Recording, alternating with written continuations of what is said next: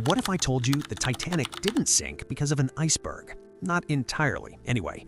Welcome to World Timeline, and today we're gonna tear apart everything you thought you knew about the most famous shipwreck in history, because the real story, it's way darker than Hollywood ever showed you. April 14th, 1912, the North Atlantic, 11:40 p.m.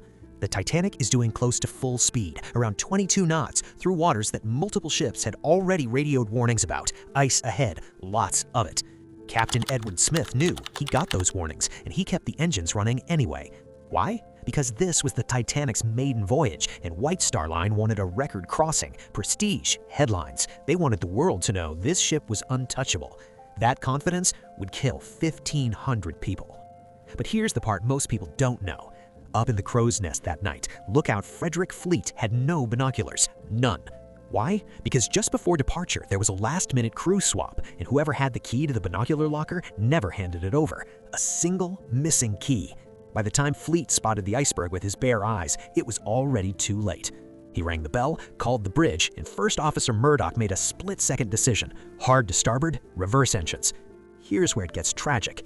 Some naval experts believe that if the Titanic had hit that iceberg head-on, straight into the bow, which was literally built to take impacts, the ship might have survived, badly damaged, but afloat. Instead, the turn meant the iceberg scraped along the side, punching holes through multiple watertight compartments. The ship was designed to survive 4 flooded compartments. 5 were breached. Physics won. The Titanic lost. Now here's something that didn't make it into the movie.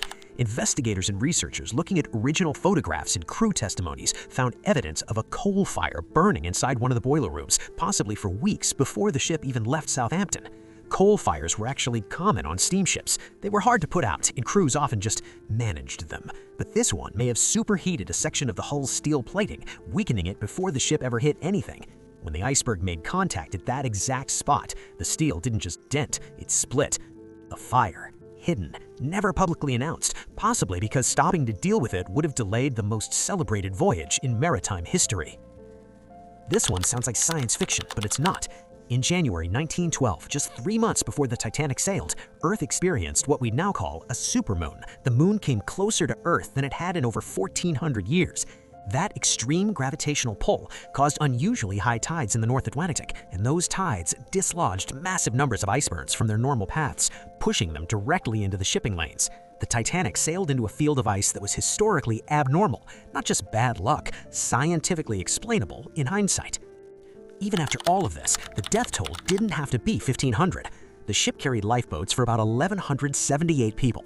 There were 2,224 people on board, and even those lifeboats weren't filled to capacity because crew members hadn't been properly trained. The evacuation drill scheduled for that same morning, Captain Smith canceled it. No one knows why.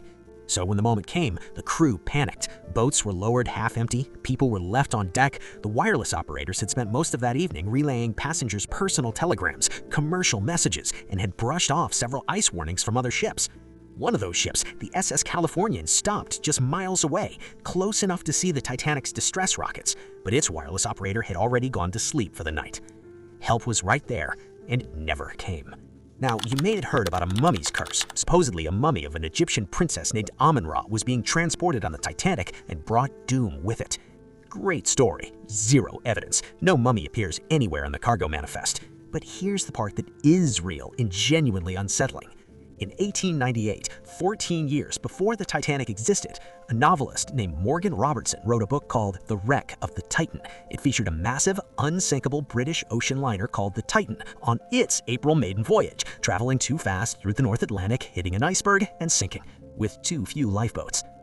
Nobody has ever fully explained that coincidence. So, what really sank the Titanic? Speed and arrogance? A missing key? A hidden fire? A supermoon? Canceled drills? A sleeping radio operator? Lifeboats built for aesthetics, not survival. Not one mistake. A perfect chain of them. And that's the real lesson of the Titanic. It wasn't a tragedy of nature. It was a tragedy of overconfidence. The belief that human engineering had finally outrun human error. It hadn't. Now, I want to hear from you. Which factor do you think was the most critical? The missing binoculars, the coal fire, or the captain who canceled the evacuation drill?